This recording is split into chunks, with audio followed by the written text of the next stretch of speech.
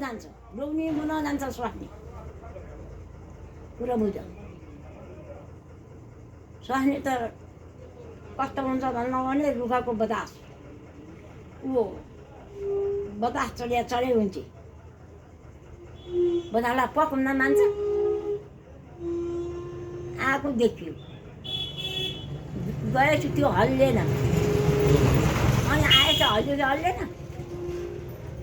त्यो त आफू गुण पहिल्यैदेखि आफूले छोएर ल्याइसकेपछि त्यसलाई पहिले नै आफूले प्रेम राख्न सक्नुपर्छ सबै कुरा आफ्नो मान बढाउन आफू गुण आफू गरेर हिँड्छ नि मान पाइन्छ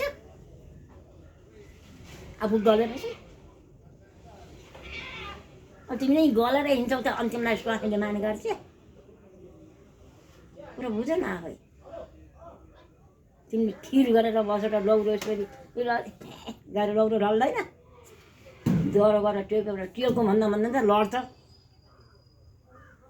टेक्छु म र खुट्टो दह्रो टेक्दा लौरो दह्रो टेक्दा त मेस जान्छ त यसै गरे त कसो जान्छ त कुरा बुझ्दैन स्वास्नीको मान खानलाई कठिन छ सानोतिनो गाह्रो छ आमाले पालेको भन्दा चर्काउँछ स्वास्नीको मान खानलाई त्यो त आफू गुण छ आफू गुण वरपर इष्टमित्र राख्ने आमा बाबुको मान राख्ने दिदीबहिनीको मान राख्ने देवदेवताको मान राख्ने सबै कुरा आफूले सिकाउने पहिला आफ्नो मन उसलाई निर्छल्ल गरेर दिनु हुँदैन आफ्नो मन करेपबाट राख्नुपर्छ मन करेप भएपछि धन करेप हुन्छ धन करेप भएपछि आफ्नो ज्यानलाई जता गए पनि ठिक हुन्छ अब निर्छल्ल भएको छ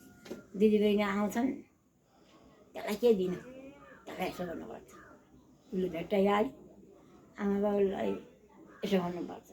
उसले भेटाइहाल्यो अनि उसलाई साइटी लाउने गाउँले छ अनि गाउँले साइटी लाउँछन् अनि बुहारी मुखाले हुने स्वास्नी मुखाले हुने गाउँबाट छ सबै गाउँलेको हातमा छ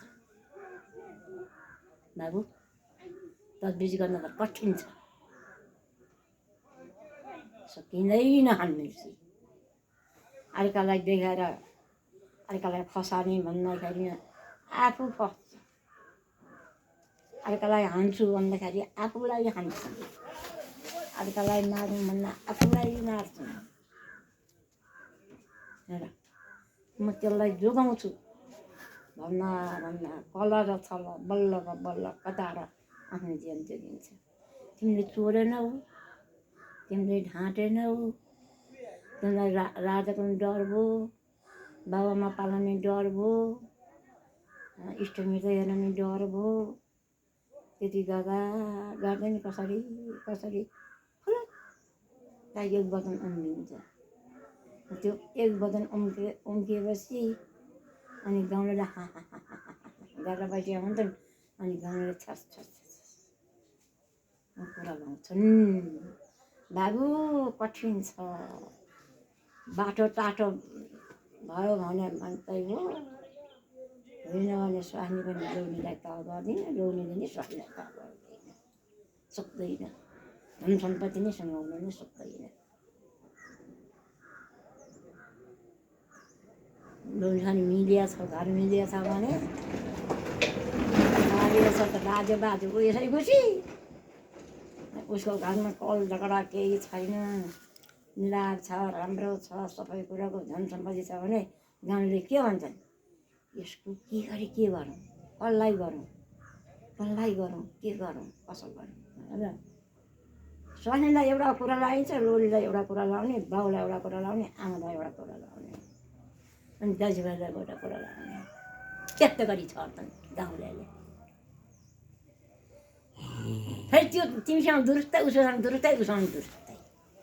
घर भाड्न त्यस्तो गर्छन् घर भाड्नलाई त्यस्तो गर्छन् हाम्रो नेपाली समाज यहाँ अहिलेको समाजमा कलियुगमा कलियुग